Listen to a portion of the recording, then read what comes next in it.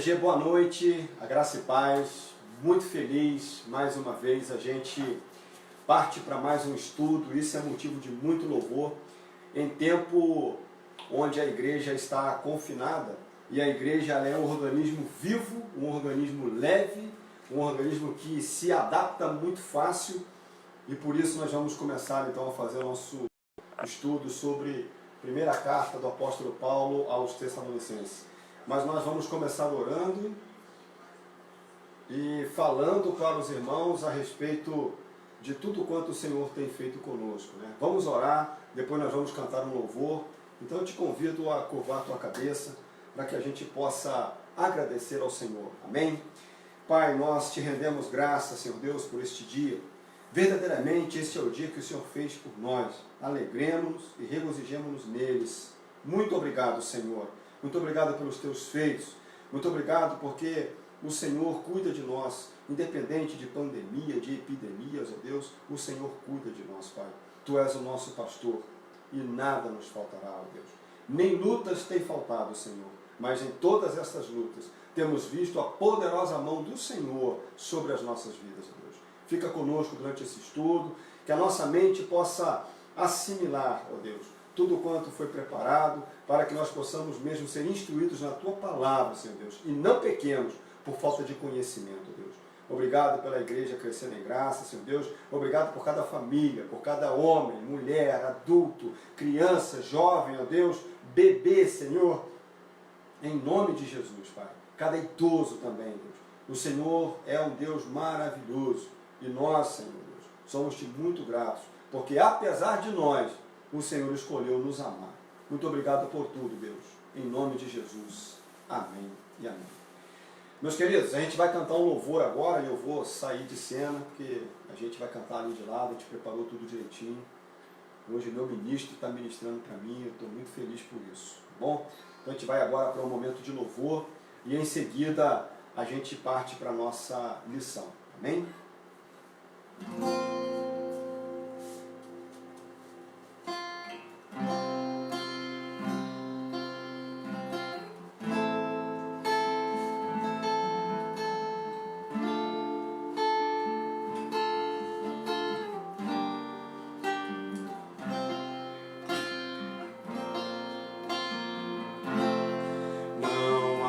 Deus maior, não há Deus melhor, não há Deus tão grande como nosso Deus. Não há Deus maior, não há Deus maior,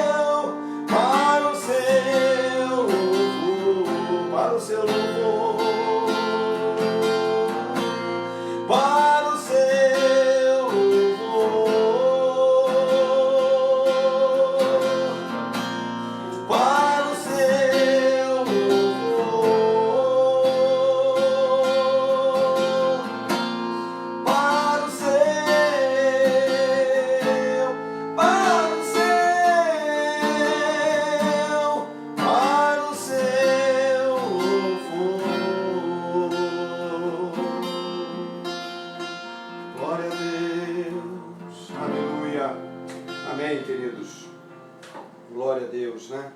É muito bom entrar na presença do Senhor, quer para estudo, quer para culto. Entra sempre com vestes de louvor. Amém? Ok, vamos então à primeira carta do apóstolo Paulo aos Tessalonicenses. Essa epístola, ela tem muito a ver com o comportamento da igreja de hoje. Há muitas semelhanças com a igreja de hoje, mas há uma distância muito grande também da igreja de hoje. E eu não falo pela distância temporal de que essa igreja viveu. Eu falo que essa igreja viveu para nós. Somos a igreja certamente mais bem informada de todos os tempos.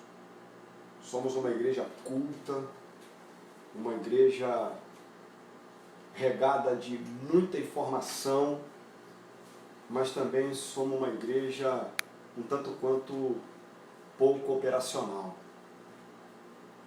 E eu tenho certeza que o Senhor Jesus espera mais de mim e de você. Ok? Primeira epístola aos Tessalonicenses.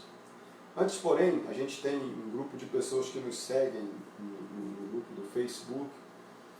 E eu quero também informar que nós estamos agora com um canal no YouTube e seria muito bom se você nos abençoasse com a sua inscrição e ativasse lá o sininho para que você possa nos acompanhar. Tem muita coisa bacana que a gente está preparando no Senhor para abençoar não só a nós como povo, mas também a você que nos assiste. Bom? Bem, vamos então adentrar no nosso estudo. Autor e data. Paulo escreve essa carta de Corinto.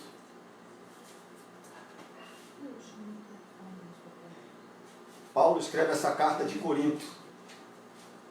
É a primeira carta do apóstolo Paulo para os Tessalonicenses.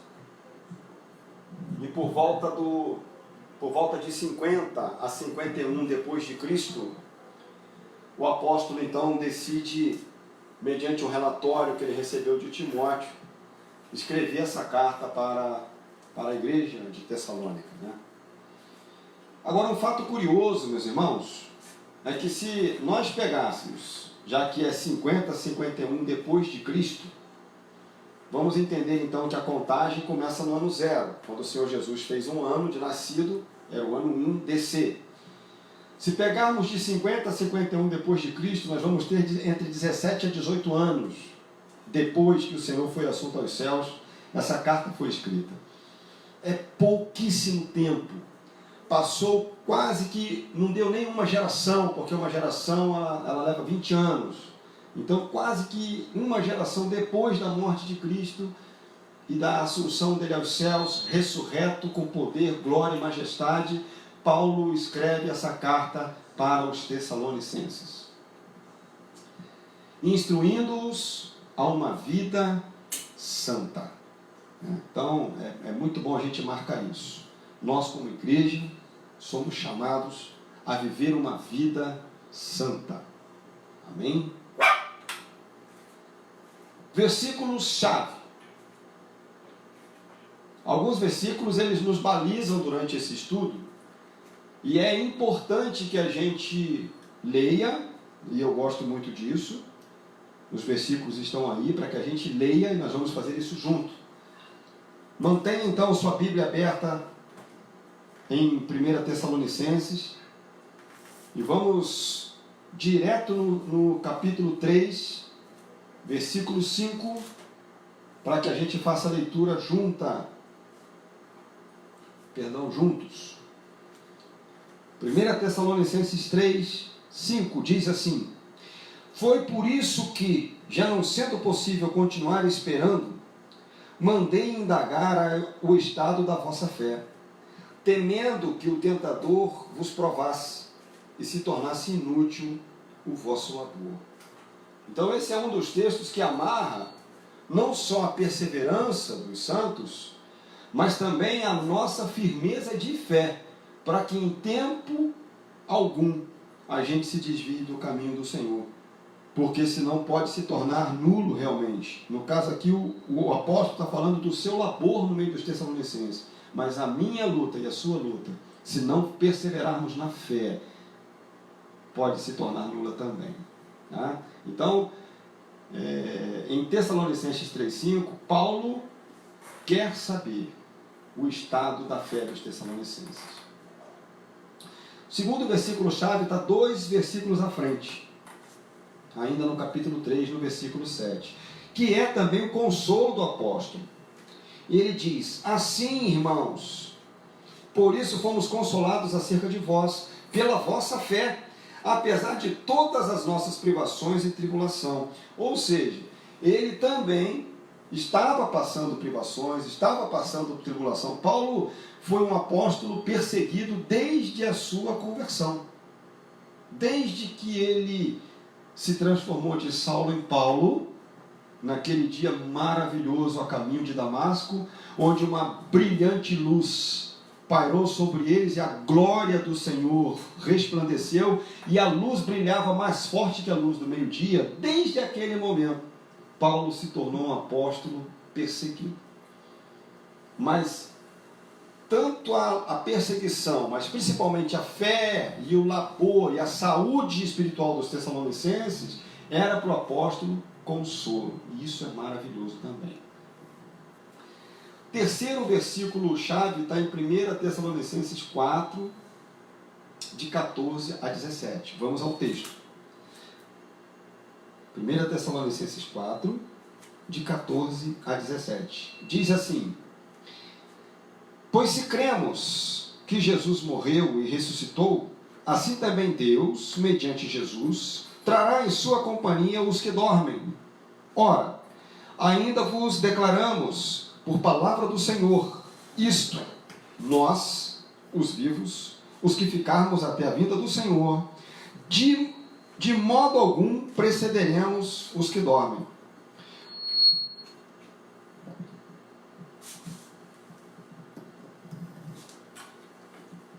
De modo algum precederemos os que dormem. Porquanto o Senhor mesmo, dada a sua palavra de ordem, ouvida a voz do arcanjo e ressoada a trombeta de Deus, descerá dos céus, e os mortos em Cristo ressuscitarão primeiro.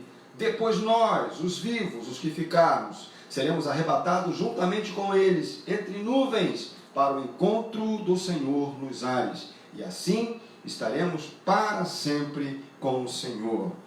Glória a Deus. Que coisa maravilhosa. O outro versículo-chave está em 1 Tessalonicenses 5, de 16 a 18. Vamos à leitura. O quarto versículo-chave. 1 Tessalonicenses 5, 16 a 18. Olha que coisa maravilhosa, né? Embora atribulado, embora perseguido, Paulo, muito distante, mas escreve na carta: regozijai-vos sempre, orai sem cessar, em tudo dai graças, porque esta é a vontade de Deus em Cristo Jesus para convosco. Que coisa bacana, que coisa bacana. E eu quero acrescentar o 19, porque é importantíssimo: e não apagueis o Espírito Santo. Então, há que se tomar um cuidado muito grande na nossa caminhada, na nossa jornada, para que todo o cuidado e lisura que nós temos com o Evangelho, possamos ser no dia do Senhor recompensados com a ressurreição, ou sermos transladados, sermos transformados, né? Nós vamos falar sobre isso mais à frente, então não vamos entrar em detalhes agora. Bom, versículo-chave, pessoa-chave: Paulo, Timóteo e Silas, né? São as pessoas chaves nessa carta. E também nós vamos falar um pouquinho sobre o panorama de 1 Tessalonicenses. Começamos com um mapa, onde lá Salônica, né? Então você tem Roma na parte superior aí no caso à esquerda do vídeo. Depois mais embaixo Corinto, de onde Paulo escreveu a carta, né? Cidade onde a carta foi escrita. Subindo um pouquinho à direita, você tem Tessalônica, que é onde estava a igreja de Tessalonicenses, Filipos, aí vai para o outro lado, Éfeso, Colossos e Galácia, que é a igreja onde estavam os Gálatas. Bom, vamos então seguir adiante. Percebam que Tessalônica ficava bem às margens do mar Egeu. Isso favorecia muito também a rota de comércio naval. Bom, mercadorias, perfumarias, peles, animais, trigo. Então, era uma cidade bem favorável para rotas comerciais. Ainda no panorama, a cidade foi construída por determinação de Cassandro, um dos maiores generais de Alexandre o Grande em 315 a.C. Foi a capital cosmopolitana de um dos 4 distritos romanos da Macedônia. Uma coisa interessante, quando a gente fala de capital cosmopolitana, e eu falei no início que Tessalônica é uma cidade muito parecida com qualquer cidade grande hoje, por exemplo, no estado do Rio, no Brasil, na América Latina, porque as grandes cidades, elas até hoje ainda continuam sendo bastante cosmopolitanas, ou seja, tem bastante italiano, bastante português, bastante argentino, tem até chinês, né? Tem japonês, tem colônia japonesa, por exemplo, em São Paulo. Então, todas as grandes capitais, elas tendem a ser cidades cosmopolitanas, né? E Salônica, que é o nome dela hoje, ou Tessalônica, não é diferente. Bom, no caso de Tessalônica, da igreja, onde estava a igreja dos Tessalonicenses, do norte vieram os germânicos, com todo o seu paganismo. Da Acaia vieram os gregos, com toda a sua filosofia, todo o seu panteão de deuses, toda a sua crença filosófica. Do ocidente vieram os romanos, com poder, riqueza e religião, porque toda a idolatria também infiltrada nessa cidade e debatida por Paulo provinha de Roma, principalmente de Roma. E por fim, do Oriente, também muitos judeus com seu legalismo religioso. Então notem que muitas crenças, muitas filosofias, bastante religiosidade. Então é nesse ambiente, e biblicamente falando, o Senhor Jesus diz que onde abunda o pecado, superabunda a graça, nasce uma igreja. Nasce uma igreja. Bom, Tessalônica tinha aproximadamente 200 mil habitantes na época de Paulo, na época dessa carta. Situa-se até os dias de hoje, às margens do mar Egeu, e tornou-se a segunda maior cidade da Grécia, com mais de 1.100.000 habitantes. Notem que essa cidade vem desde a época de Paulo. Não mudou o nome, porque o nome continua a mesma coisa. Salônica quer dizer Tessalônica, transliterado para o grego e para o português, né? Então assim, não mudou. A cidade cresceu, é uma cidade portuária, é uma cidade linda, é uma cidade que é ainda rota de comércio de toda aquela região da Grécia. É uma cidade espetacular, portuária, muitos prédios, mas que conserva ainda o lado antigo da cidade. Por exemplo, ainda é possível visitar as ruínas da igreja de Tessalônica nos dias de hoje. Eu fico maravilhado, imagine termos condições de dar um mergulho na história da nossa fé, na história dos nossos patriarcas, né? Seria maravilhoso. Mas uma cidade hoje com mais de 1.100.000 habitantes. Uma cidade bem próxima da cidade de Campinas, em tamanho, em população. Campinas tem um pouco mais, mas bem próxima disso. A igreja em Tessalônica era uma igreja exemplar. Era uma igreja onde havia saúde espiritual, mas era uma igreja imatura, porque era uma igreja muito jovem. Na época dessa carta, essa igreja devia ter 2 anos a 3 anos, entre 2 a 3 anos, uma igreja nova, uma igreja muito jovem, mas uma igreja muito operacional, apesar de ter pouco tempo de contato pessoal com o apóstolo Paulo. Então não houve tempo de formar lideranças, não houve tempo de formar bases da igreja, mas a igreja aceitou a palavra com fé, com avidez, e desde então não parou mais de crescer. Trabalhou, fez com que o evangelho crescesse naquela região. Havia ainda também nessa igreja um entendimento equivocado quanto à volta de Cristo. E esse entendimento equivocado é mais uma semelhança com a igreja de hoje. Mais uma semelhança com a igreja dos nossos dias.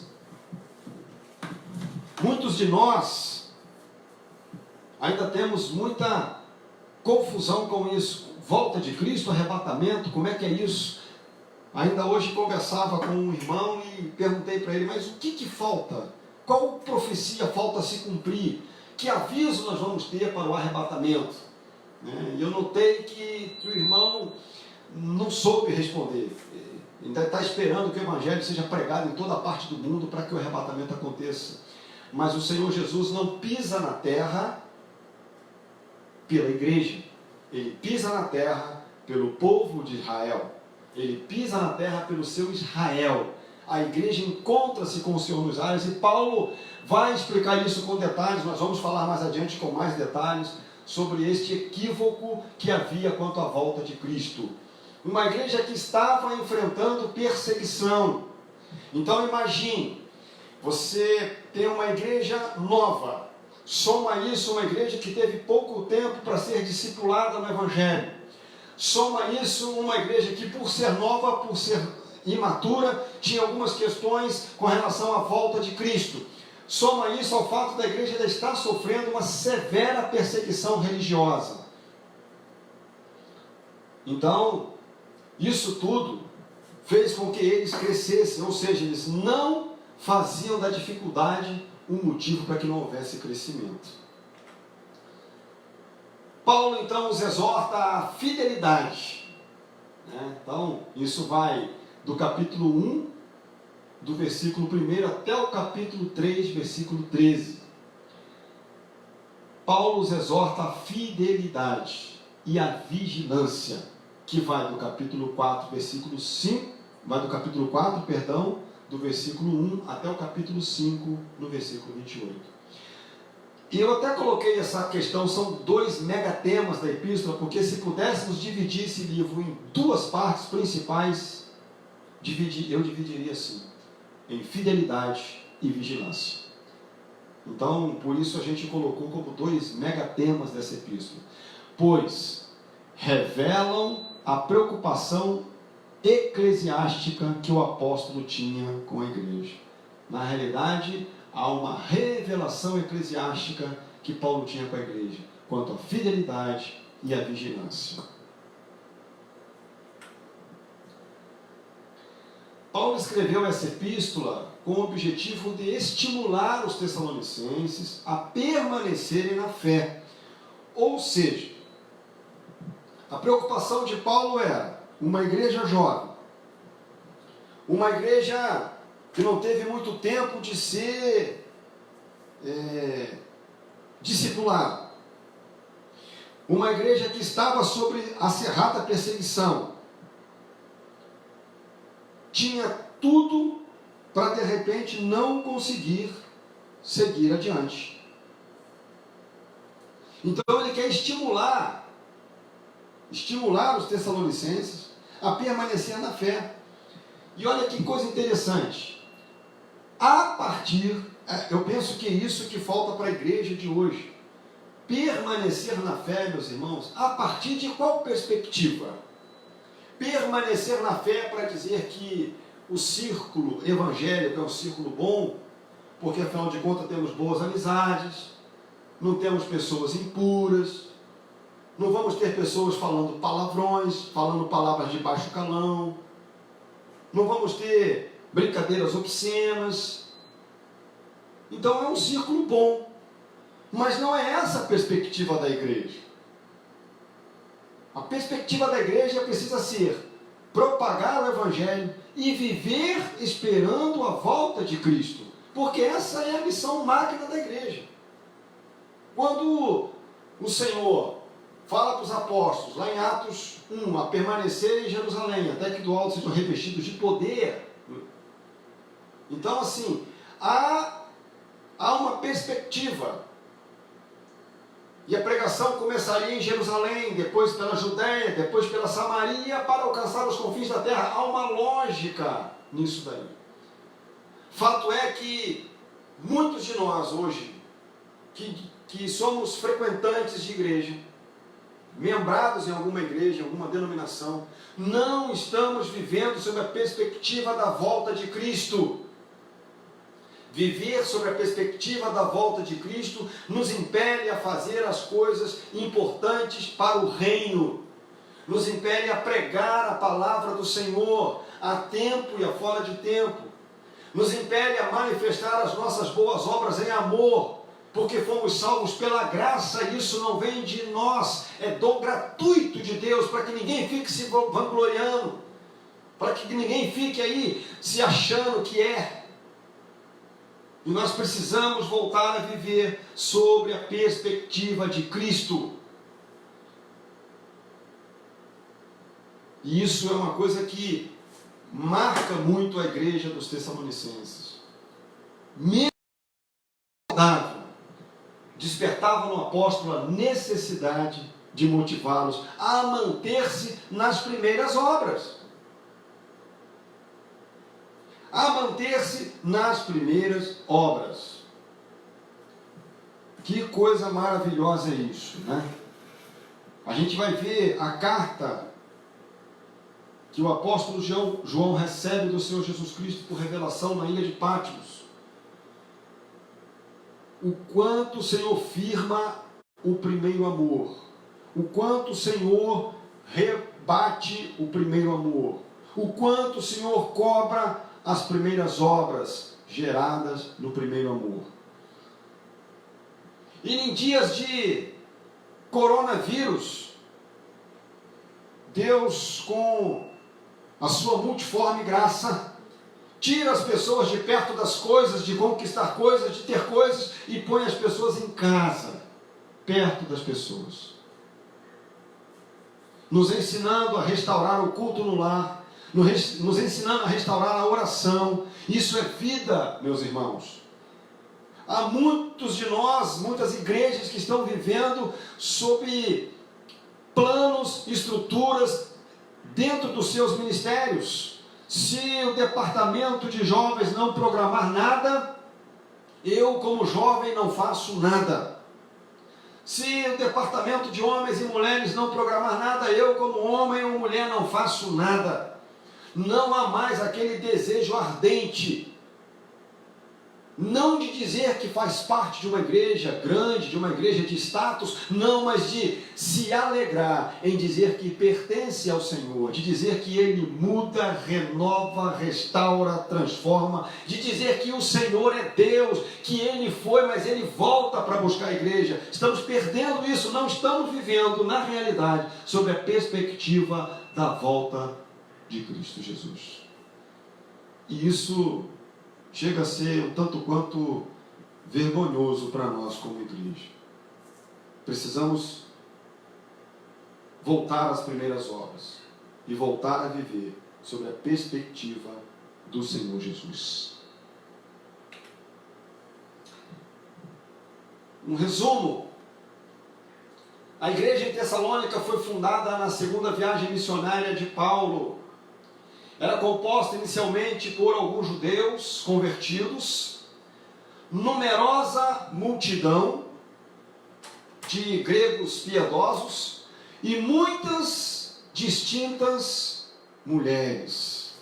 Como eu gosto desse pedacinho, muitas distintas mulheres. Porque para muitos a Bíblia é um livro machista. É o livro onde as mulheres não têm oportunidade, é o livro onde as mulheres não são absolutamente nada, não podem fazer absolutamente nada, e isso não é uma verdade. Com certeza essas distintas mulheres prestaram um serviço digno de louvor ao Evangelho. Com certeza essas mulheres atuavam nas mais diversas áreas dentro da igreja, eram mulheres operacionais, não ficavam choramingando, nem de mimimi dentro de casa. Eram mulheres que trabalhavam na ativa, na obra, na igreja operante e na igreja operacional, na igreja militante, que era a igreja de 1 Tessalonicenses. Vamos abrir lá em Atos 17, dos versículos 1 ao versículo 4. Atos 17, de 1 a 4. Tendo passado por Anfípolis e Apolônia, chegaram a Tessalônica, onde havia uma sinagoga de judeus. Paulo, segundo o seu costume, foi procurá-los e por 3 sábados arrazoou com eles acerca das Escrituras, expondo e demonstrando ter sido necessário que o Cristo padecesse e ressurgisse dentre os mortos, e este, dizia ele, é o Cristo Jesus que eu vos anuncio. Praticamente a mesma palavra que Paulo pregou em Atenas, para os atenienses. Alguns deles foram persuadidos e unidos a Paulo e a Silas, bem como numerosa multidão de gregos piedosos e muitas distintas mulheres. Muitas distintas mulheres. Então era uma igreja que não começou somente por homens. Começou com judeus, começou com uma multidão de gregos piedosos e começou com muitas distintas mulheres. Então, certamente, minha irmã, você tem um papel muito importante na sua congregação. Você tem um papel muito importante no seu arraial. E o seu papel começa dentro da sua casa. O seu papel começa no entendimento da palavra do Senhor, do valor da submissão, da idoneidade bíblica que Deus dá à mulher, da capacidade, da aptidão para envolver o marido, o lar, os filhos, em todas as áreas do relacionamento conjugal. Da capacidade de ministrar a palavra do Senhor, da capacidade de instruir mulheres mais jovens, da capacidade de ensinar as mais jovens a serem boas donas de casa e a cuidarem dos seus maridos, e hoje, dentro de um contexto moderno, ainda trabalhar fora. Então há muito que ensinar uma a outra. Há muito. E o Senhor, com certeza, espera muito mais de ti, meu irmão. Muito mais de ti. Muito bem, foi o relatório de Timóteo que impeliu Paulo a escrever a primeira epístola, isso está em 1 Tessalonicenses 3, de 6 a 8. Então, antes da gente ler o texto, já deixa aberto aí, deixa na agulha, a gente vai falar um pouquinho sobre o relatório de Timóteo, a importância que há em emitir um relatório sem que acrescentemos ou sem que retiremos algo dele, apenas com a leitura daquilo que vivemos, vivenciamos, presenciamos no Senhor. Nós não podemos esquecer que todo relatório que nós damos à nossa liderança, às nossas esposas, aos nossos maridos, com relação às coisas que temos visto e vivido e experimentado no Senhor, precisa ser um relatório livre dos nossos conceitos, ou melhor, dos nossos preconceitos. Livres. Precisam ser relatórios que falem tão somente da pureza, da beleza ou daquilo que se vê. Então, o relatório ele é muito importante. E há muitos liderados hoje que, por quererem enfatizar o seu relatório, tanto de coisas que experimentou e que viveu no Senhor, quanto daquilo que testemunhou, tem a tendência de botar a vírgulazinha e o pontinho a mais no i que não tinha. Então a gente precisa tomar um certo cuidado com isso, porque se nós exagerarmos, ainda que para enfatizar a coisa, nós estamos correndo o risco de mentir, porque todo exagero é mentira. Se não foi aquilo, se tem um grau além do que necessariamente ele é, ou o que foi o que aconteceu, estou mentindo. E podemos comprometer toda a ação a partir da confiança no nosso relatório, se ele não for preciso dentro daquilo que realmente o Senhor fez, vimos ou experimentamos. E esse relatório fez com que Paulo, então, escrevesse essa epístola. Fez com que Paulo, então, falasse alguma coisa para essa igreja, porque o desejo maior dele era de ir visitá-los. Vamos, então, dar uma lida lá em 1 Tessalonicenses 3, de 6 a 8. Diz assim a palavra do Senhor: agora, porém, com o regresso de Timóteo, vindo do vosso meio, trazendo-nos boas notícias da vossa fé e do vosso amor, e, ainda que sempre guardais grata lembrança de nós, desejando muito ver-nos, como aliás também nós a vós outros, sim, irmãos, por isso fomos consolados acerca de vós, pela vossa fé, apesar de todas as nossas privações e tribulação, porque agora vimos, se é que estáis firmados no Senhor. Que coisa maravilhosa. Paulo ainda não deixa de dar uma espetadinha, porque agora vimos, se é que estáis firmados no Senhor. Então, todo o desejo de Paulo, o amor que ele tinha por aquela igreja, fez com que ele, mediante o relatório de Timóteo, escrevesse a eles, primeiro motivando-os, elogiando a fé, motivando-os, ensinando-os a serem perseverantes, mas também esclarecendo as dúvidas com relação à volta de Cristo que eles tinham. Então essa carta, ela é uma epístola eclesiástica, dividida em 5 capítulos. Hoje, basicamente, a gente fica no capítulo 1 dessa epístola. E pela hora, são 15 para as 9, não sei se a gente termina o capítulo 1. Mas a gente vai estender um pouquinho, porque a gente começou um pouquinho mais tarde, né? Então, uma epístola eclesiástica dividida em 5 capítulos. Capítulo 1, Paulo trata de saudação, elogio à fé, perseverança e amor. Então, nós vamos falar nesse primeiro capítulo sobre saudação, elogio à fé, perseverança e amor. Mas vamos dar uma passada nos capítulos 2, 3, 4 e 5 também.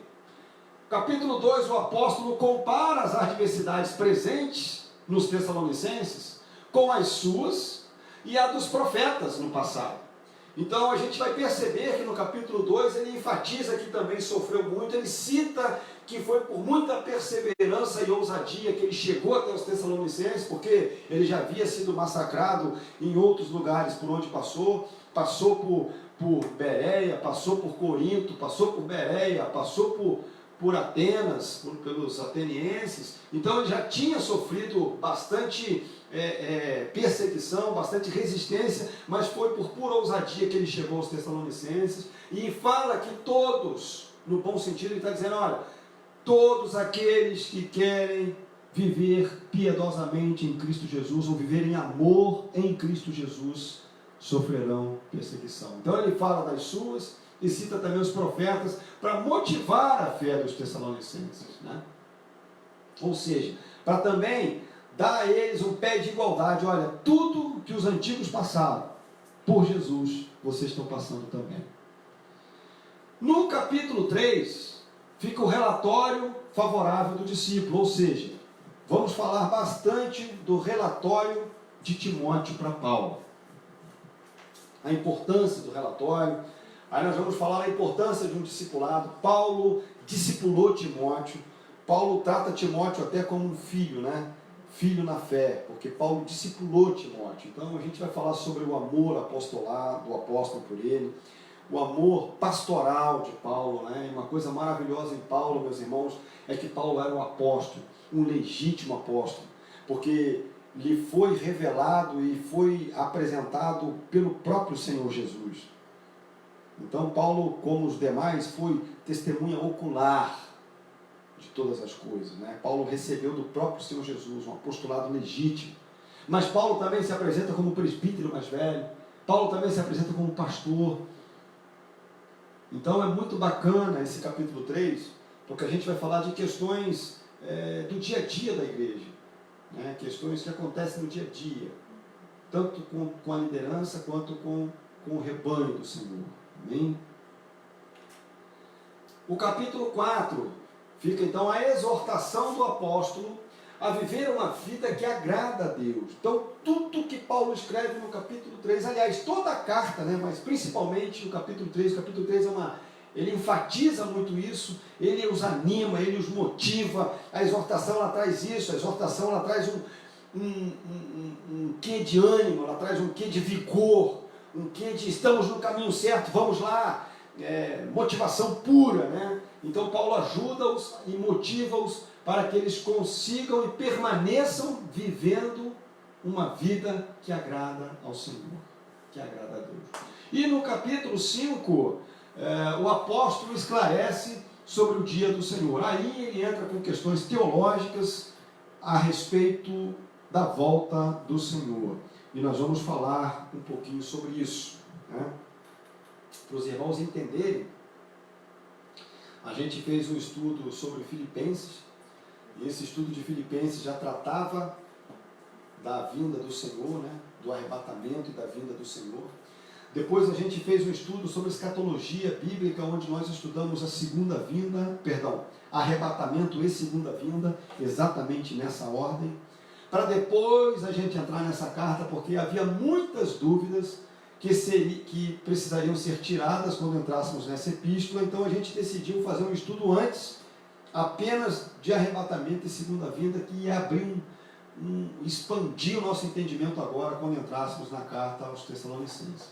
Então, no capítulo 5, o apóstolo atém-se principalmente a esclarecer as dúvidas sobre o dia do Senhor, ou seja, sobre a vinda, sobre o arrebatamento e a vinda do Senhor Jesus.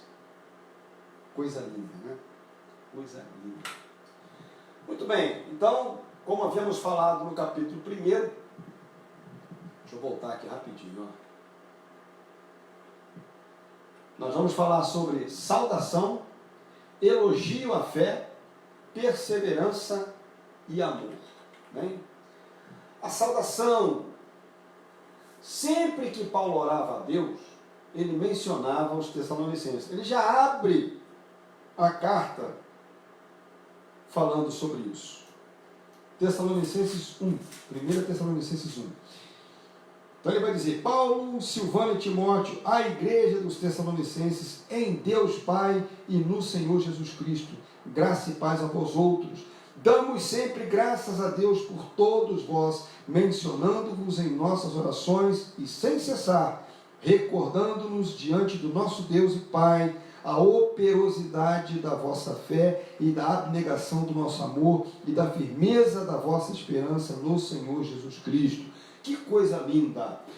Uma coisa que me chama muita atenção, está no versículo 1, é que Paulo saúda uma igreja que está em Deus Pai e no Senhor Jesus Cristo. Isso chama atenção. E eu estou meditando bastante nesse versículo, porque sinto que o Senhor tem algo para nós como igreja, uma pregação, um sermão em cima disso. Uma igreja que está em Deus Pai e no Senhor Jesus Cristo tem que ser uma igreja saudável. Não tem outro. Isso aí é uma questão matemática. É a exatidão. Uma igreja que está em Deus Pai e no Senhor Jesus Cristo tem que haver uma vida saudável. Bom, também dava graças a Deus por eles, lembrando-se da operosidade da fé. Isso é uma coisa maravilhosa, maravilhosa. Da abnegação do amor e da firmeza da esperança deles. Meus irmãos, quantas pessoas hoje não têm mais operosidade de fé e não têm mais firmeza na esperança? Então aí, pilares ainda da vida cristã. Pilares da vida cristã. Operosidade da fé. Abnegação do amor e firmeza na esperança. Qual esperança? Na esperança da volta de Cristo. Qual esperança? Na esperança do arrebatamento da igreja do Senhor. Viver sobre essa perspectiva. Eu não sou deste mundo, eu estou aqui, mas eu não sou daqui. Um dia o meu Senhor virá me buscar, porque para onde Ele foi eu não posso ir agora, porque Ele foi preparar lugar, mas Ele virá nos buscar para que nós estejamos eternamente com Ele. Aleluia! Eternamente com Ele. Que coisa maravilhosa, que coisa. Não perder do nosso campo de visão a perspectiva de manter a fé operante, ter uma firme esperança de que o Senhor vem. Maranata, ora vem, Senhor Jesus, porque Ele vem, porque Ele vem. A operosidade da fé, talvez o apóstolo se referia primeiramente à conversão. Você se lembra da sua conversão? Você se lembra daquele dia em que nada nem ninguém era mais importante do que a pessoa do Senhor Jesus Cristo, a ponto de fazer com que você olhasse para dentro de si, e muitos de nós, em pranto, em lágrimas, olhando para a nossa miserabilidade, olhando para a nossa pequenez, olhando para nossa dependência de Deus, fomos à frente, porque entendemos a palavra que foi ministrada. Despertou em nós um desejo ardente de nos arrependermos das obras más que fazíamos, e fomos à frente em prantos, em lágrimas.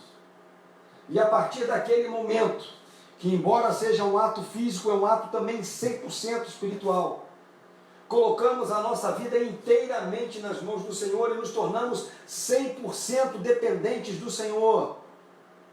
Você se lembra desse dia? Você se lembra da alegria, do regozijo, da paz que abundava no teu coração? Você se lembra disso? Pois é sobre este amor, sobre essa lembrança, embasado na perspectiva da volta do Senhor, é que você precisa voltar a viver.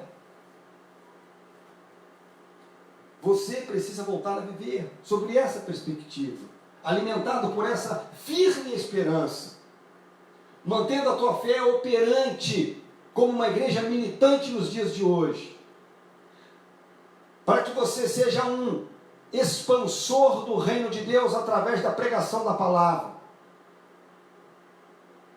para que você seja um contribuinte ativo dessa obra.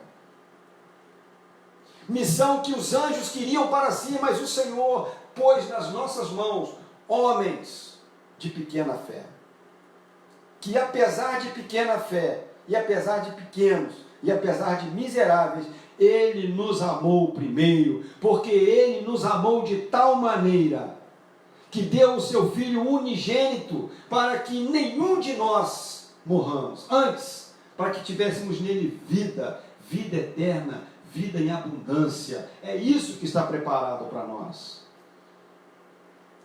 É isso que está preparado para nós. Colocou aí entre parênteses, que devemos fazer para que sejamos salvos? Vamos abrir lá em Atos, capítulo 16, Atos 16, versículos 30 e 31. Essa passagem, ela fala da conversão do carcereiro, né? A gente lembra muito bem disso. Não vamos entrar em detalhes, vamos só para o 30 e 31. Depois, trazendo-os para fora, disse: Senhores, que devo fazer para que seja salvo? Responderam-lhe: crê no Senhor Jesus, e serás salvo tu e a tua casa. E esse episódio é porque Paulo e Silas estavam na prisão e cantavam. De repente sobreveio um tamanho terremoto que sacudiu os alicerces daquele lugar, a estrutura foi abalada de tal ponto que abriram-se todas as portas e soltaram-se as cadeias de todos os grilhões foram quebrados. E o carcereiro estava dormindo e acorda do sono e vendo as portas abertas do cárcere, puxou a espada e ia se matar. A gente lembra desse episódio. Mas Paulo bradou lá: não te faças mal, estamos todos aqui. E aquilo moveu aquele homem, porque o evangelho ele não mudou. Deus continua salvando, libertando, a palavra continua sendo insta, viva e eficaz, mais penetrante do que uma espada de dois gumes. A palavra continua libertando, transformando pecadores em santos homens de Deus, mediante a fé em Cristo Jesus. E isto moveu o coração daquele homem. Então ele disse: o que devo fazer para que seja salvo? Talvez se fosse alguns milhares de reais, você daria mais valor àquilo que recebeste do Senhor.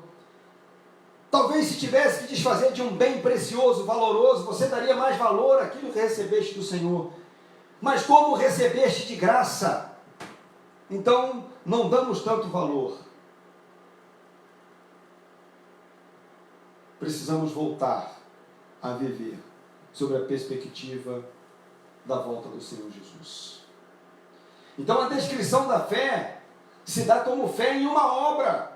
Ora, se creio que o Senhor Jesus veio a este mundo, morreu, ressuscitou por mim, foi assunto aos céus por mim, foi preparar um lugar para mim, vai vir para me buscar, e quer que eu faça as boas obras pelas quais eu fui designado a fazer, ou seja, a falar do Evangelho para toda criatura, começando em Jerusalém, começando em Judéia, Samaria, confins da terra, começando na minha casa, começando com meus vizinhos, para o meu bairro, para a minha cidade, para o meu estado, para o meu país e até outros países do mundo. Então eu preciso estar fazendo isso. Preciso estar desperto para isso. Porque a fé é uma fé ativa, operacional, viva. Então, para Paulo, a fé é uma ação, um feito, porém não um labor pelo qual o homem consiga acumular méritos ou algo que se possa orgulhar. Não se trata disso. O Evangelho ele é maravilhoso e Paulo entende muito bem isso. Você recebeu de graça, então você não precisa se vangloriar por isso não. Mas faça aquilo que o Senhor te chamou a fazer. Porque se você estiver ocioso e não estiver firme na esperança do retorno de Cristo, se a sua perspectiva está ainda em ter e angariar, em obter coisas, você está vivendo uma vida medíocre, uma vida religiosa, não uma vida na fé que o Senhor Jesus espera de mim e de você. Não se trata de um sentimento intelectual ou crença em algum credo ou religião, não. Se trata de uma firme dependência que produz ação, como nós vimos lá em Atos 3,16. Produz ação. Precisa produzir ação. Perdão, Atos 16 que a gente leu. Vai ler Atos 3 agora. Vamos dar uma ida lá.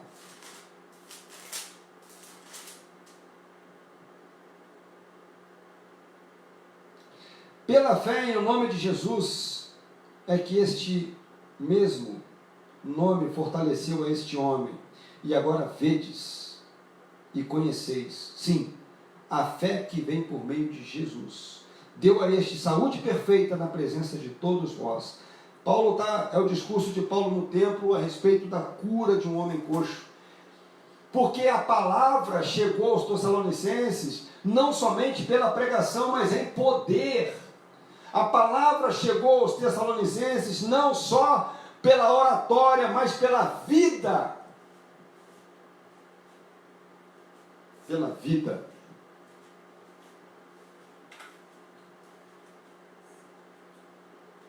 Trata-se, na verdade, do único trabalho que o homem pode fazer sem usurpar de Cristo sua glória de Salvador e sem negar o próprio estado de pecador desamparado.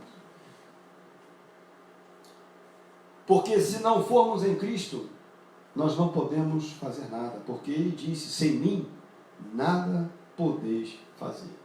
E boa parte das pessoas tem uma concepção errada quando recebem o Senhor Jesus, porque elas pensam assim, poxa, mas agora, se eu for ser de Jesus, eu não posso mais isso, eu não posso mais aquilo. Não, isso está errado.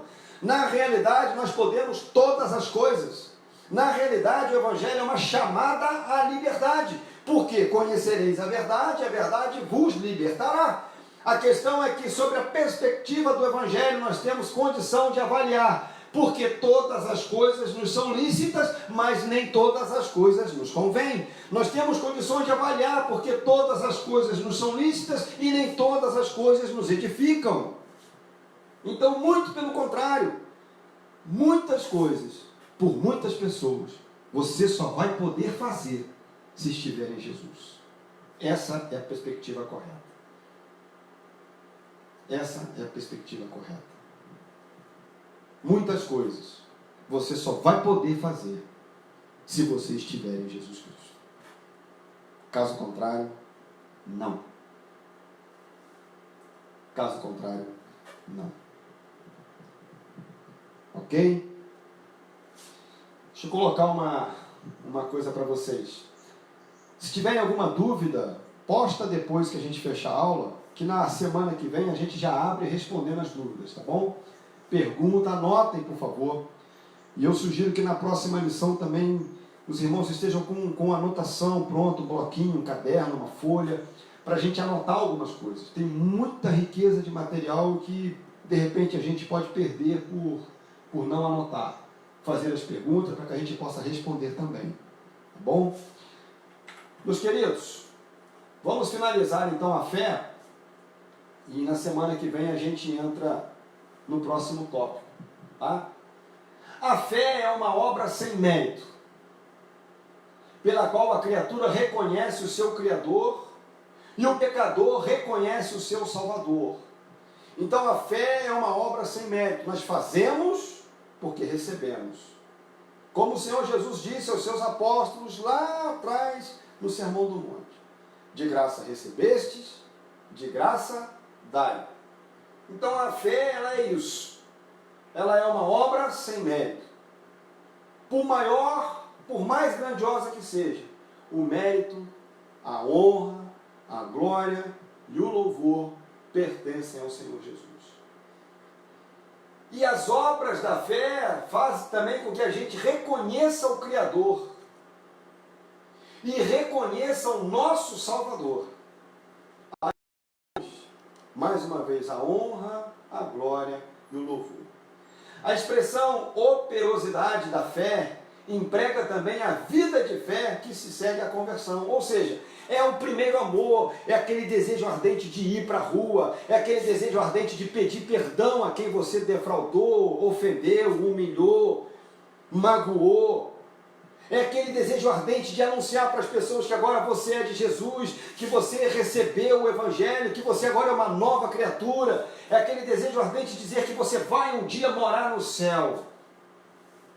É isso aí que é a vida que segue, a fé que segue, perdão, após a nossa conversão. Tá bom? Paulo dá graça pela firmeza da fé dos Tessalonicenses. Faz uma alusão à paciência com que aguardavam a vinda do Senhor. Isso é importantíssimo. Você está aguardando a vinda do Senhor? Você pensa nisso, na vinda do Senhor? Esteja pronto para isso. Não haverá aviso para o arrebatamento da igreja. Igreja desperta.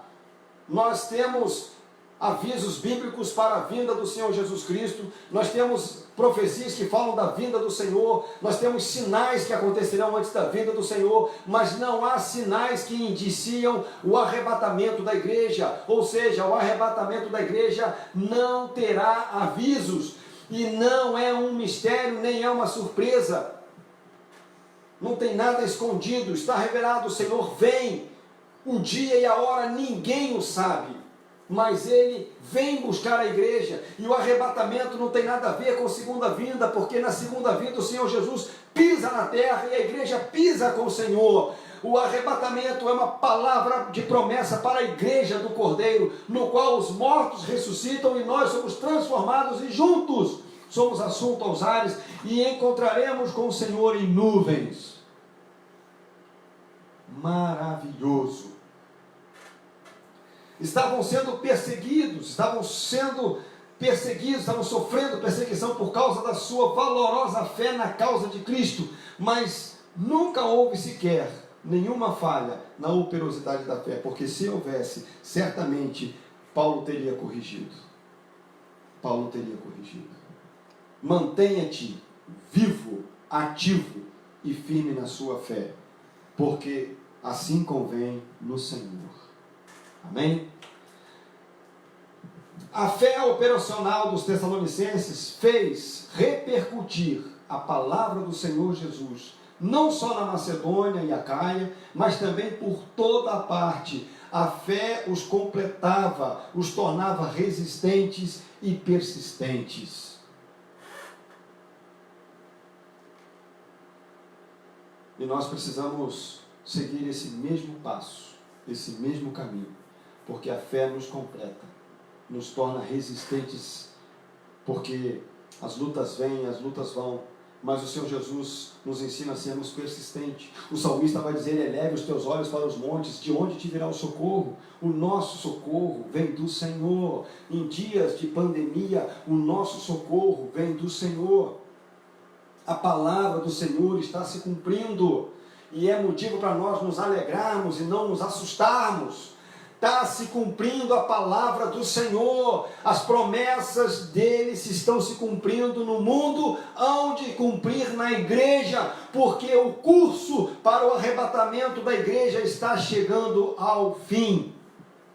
E o plano maravilhoso para o resgate da igreja do Senhor está quase que se concretizando. A fé os completava, os tornava resistentes e perseverantes. E nós precisamos disso, de sentirmos-nos completos, de nos tornarmos resistentes e vivermos como perseverantes. Ok? Deus abençoe. Semana que vem a gente fala de perseverança, do terceiro tópico. E anotem as dúvidas, por favor, mande as dúvidas, mandem as postagens, para que a gente possa responder as dúvidas dos irmãos, tá bom? Você que permaneceu conosco, que o Senhor te abençoe, que o Senhor te guarde, que você tenha um restante de semana abençoador, e que domingo nós possamos estar juntos para cultuarmos ao Senhor. Amém? Deus te abençoe, graça e paz do Senhor Jesus.